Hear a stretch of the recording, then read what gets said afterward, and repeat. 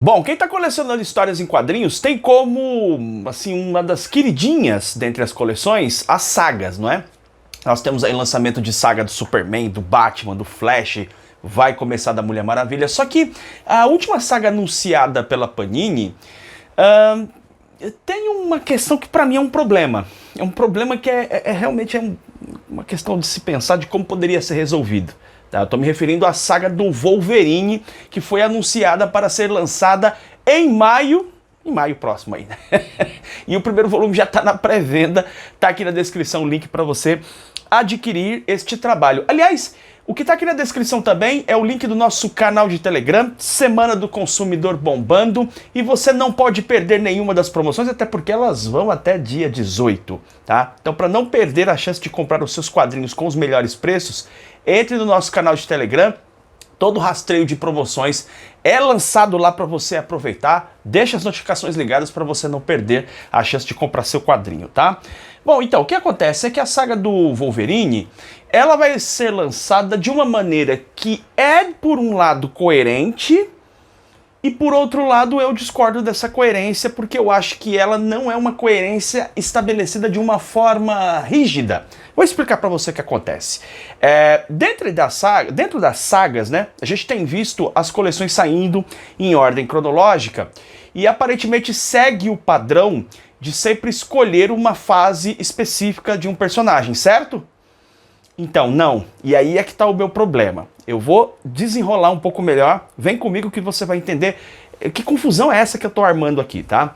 Inicialmente, a saga do Superman, que foi, se não me falha a memória, a primeira delas, saiu com a ideia de trazer a fase do John Byrne para a saga do Superman. Ok, começa ali com o John Byrne e tal. Só que em determinado momento, como o material vinha vendendo bem e tal, a Panini deu prosseguimento. E aí ela, né, mesmo quando o John Byrne vai sair do título, a gente vai ter ali o George Pérez fazendo o trabalho com o Jerry Ordway e outros, a Panini deu prosseguimento e foi publicando, o que está, na minha opinião, correto.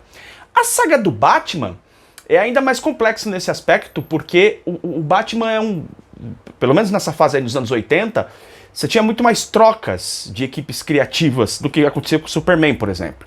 Então você tem várias equipes trabalhando no título do Batman, mas as histórias do Batman foram sendo lançadas de forma organizada, de forma cronológica. Perfeito, nenhum problema. Você pega a fase do Demolidor, inicialmente seria o Demolidor da Innocent, mas depois publicou-se também material que não é da Innocent. Onde eu quero chegar é o seguinte: a Panini, ela parece adotar às vezes o critério de que vamos lançar um material baseado no artista, mas dependendo das condições, ela abandona isso. Quer dizer, não é um critério tão rígido como já aconteceu em outras coleções. Por exemplo, Lendas do Universo DC. Aí parece que o critério é mais fechado na ideia de que vai lançar ali com um grande nome dos quadrinhos. Pode ser o John Byrne, pode ser o Jack Kirby, por exemplo. Essa coleção bastante grande aí de Lendas do Universo DC, nós já tivemos vários nomes figurando e sempre dando uma atenção especial para o artista. Aliás, a extinta coleção, que é uma antecessora do formato sagas, né? Lendas do Cavaleiro das Trevas, ali era muito nítido que o foco era realmente trazer histórias de algum grande nome dos trabalhos artísticos, especificamente artísticos do Batman. Então você vai ter Batman ali do Neil Adams, você vai ter Batman do Marshall Rogers, o Batman, bom, enfim, você entendeu a ideia. Vários nomes ali que fizeram o trabalho artístico do Batman, essa coleção anterior. Na mesma época que começa a sair essa coleção já extinta, que era a Lendas do Cavaleiro das Trevas, a Panini também, isso por volta de 2015, 2016, começa a publicar uma coleção chamada Coleção Histórica Marvel. Aquelas coleções que tinham os boxes, que eu tô aqui com o Wolverine. O Wolverine saiu 2 volumes, mas o Wolverine é um caso especial, já vou te explicar. Essas coleções que eram muito legais, eu amo essa coleção aqui, gosto demais.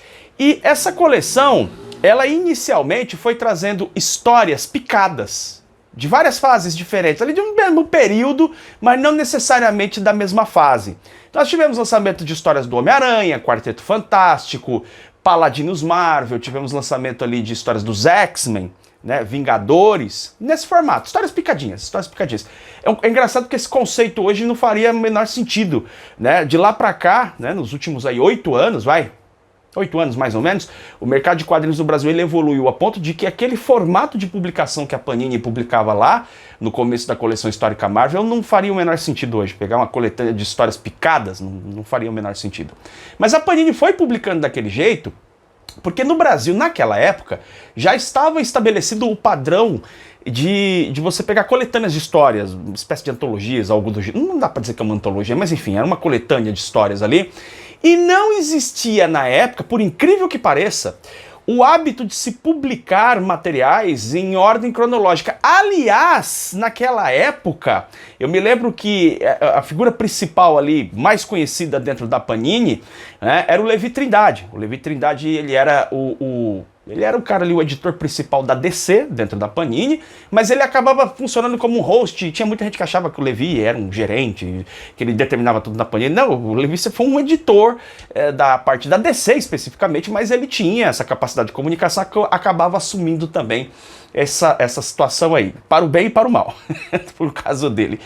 E na época, isso em 2017, eu me lembro muito bem de ter uma conversa com o Levi num evento que tivemos na época. Foi um evento muito legal de quadrinhos que teve em São Paulo. Eu vi o Levi lá e fui conversar com ele e falei com ele. Falei, cara, e aí as coleções e tal? E aí ele sinalizou naquela época pra mim que existia a possibilidade da Panini fazer um teste, ver se funcionaria, de publicar uma coleção histórica Marvel com as histórias em ordem cronológica. Olha só que interessante. Eu, na época, achei fantástico. Eu falei, caramba, que vocês vão... Mas vão publicar a fase inteira, assim, organizadinho? Vai publicar organizadinho e tal. E, curiosamente, a Panini lançou 3 coleções nesse formato. Você vai ver onde eu vou chegar no Wolverine com essa história, vai vendo. A Panini publicou 3 coleções histórica Marvel em ordem cronológica. Mestre do Kung Fu, Shang-Chi, que teve 3 box. O do Hulk, que também teve 3 box. O Hulk ali da fase do Sal Buscema e tal. O Hulk pré-encruzilhada, né? E o do Wolverine, que saiu em 2 boxes, justamente esses 2 boxes aqui, ó. Olha só. Só que justamente isso criou o problema que levou ao fim da coleção histórica Marvel. Olha que interessante. Por quê? Porque é o seguinte, quando você tinha coletânea de histórias, você poderia fazer os encadernados de forma padronizada. E se tivesse alguma história faltante ali, você acrescentava. Você podia pegar qualquer uma daquela fase, acrescentar, fechava os 4 encadernados no mesmo tamanhozinho, assim, ó, mesmo formato. Por que eles têm que ser do mesmo tamanho? Para caber nos box, e o box precisa ser tamanho padronizado. Então, para o tamanho padronizado, você precisava também ter encadernados de tamanho mais ou menos padronizado. Claro que um tinha uma pagininha a mais, outra menos, mas tem que ser mais ou menos no mesmo volume ali para fazer uma coerência na coleção. Com a publicação de materiais em ordem cronológica, isso começou a inviabilizar você ter encadernados dentro do box que tivessem o mesmo tamanho. Porque às vezes o fechamento da fase ali vai ficar para o próximo encadernado. Editorialmente é complicado você conseguir organizar, ajustar isso. Tanto que teve até um problema com a própria coleção histórica Marvel do Mestre do Kung Fu, a fase do Paul Gulace e tudo mais.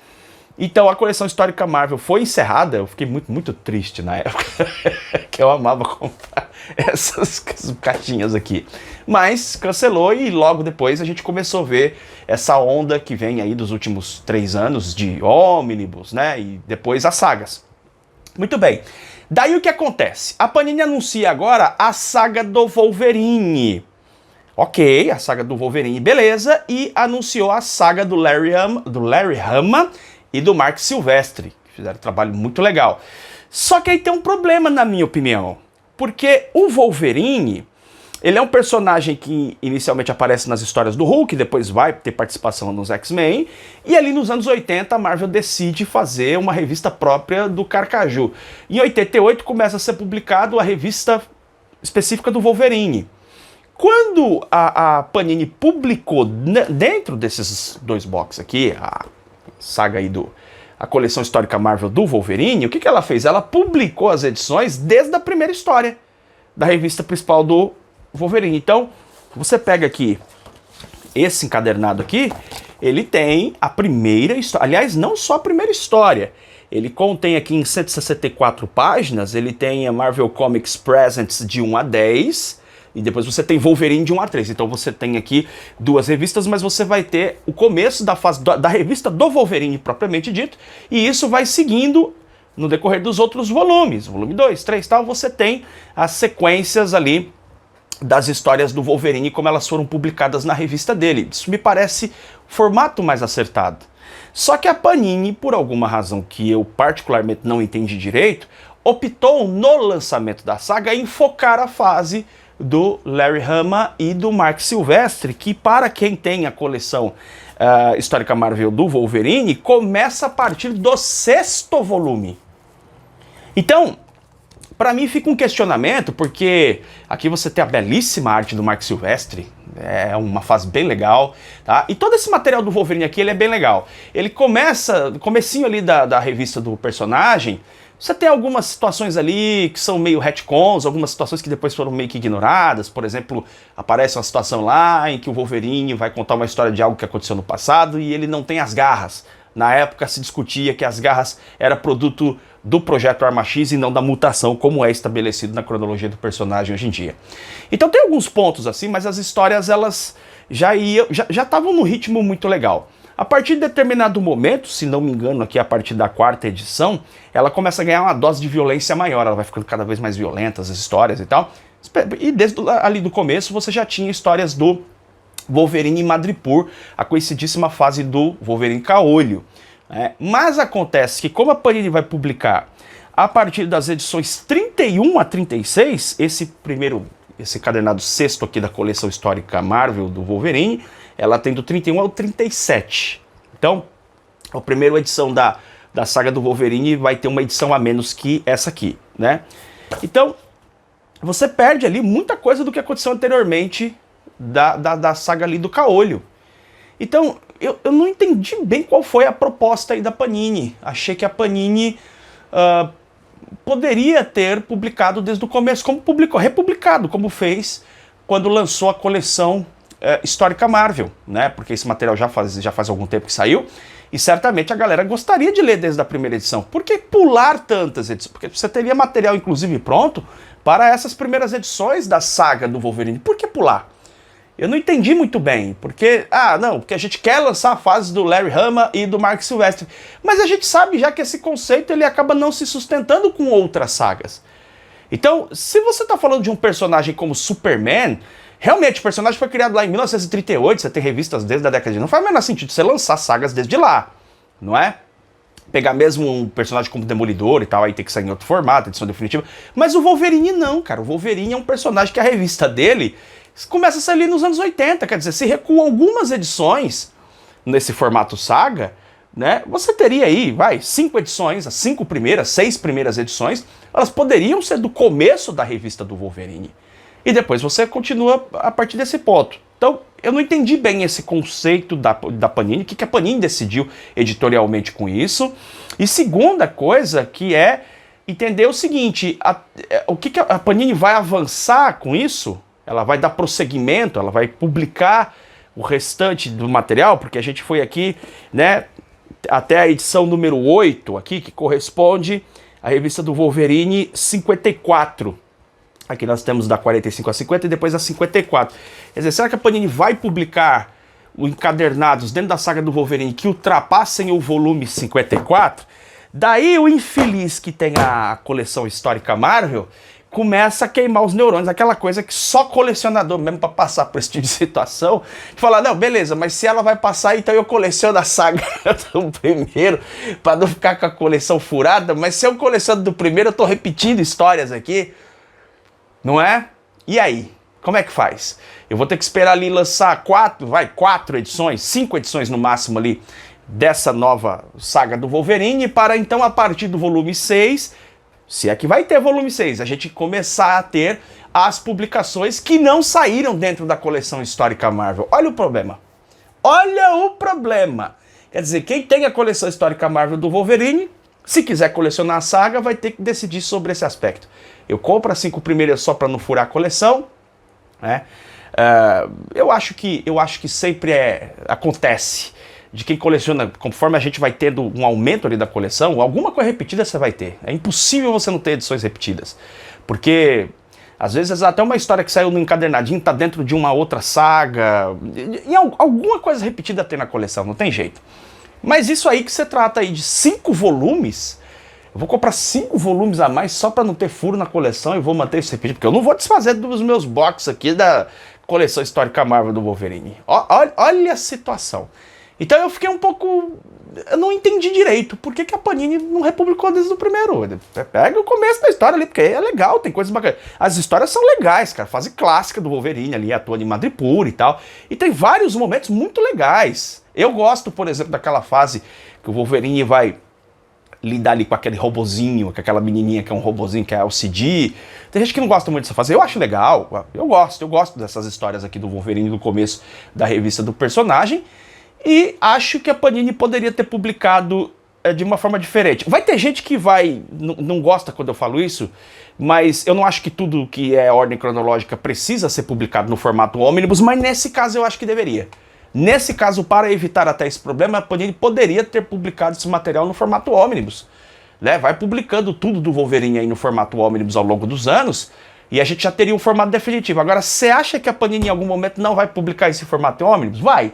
Quando não sabemos. Mas eu acredito que em algum momento a gente vai ter essa publicação, porque eu já venho falando aqui ao longo dos últimos meses de como a Panini ela está se ajustando a um formato de publicação que acontece nos Estados Unidos, onde você tem histórias que não necessariamente tem um longo período aí de espaçamento de tempo entre as suas publicações, mas que são de formatos diferentes.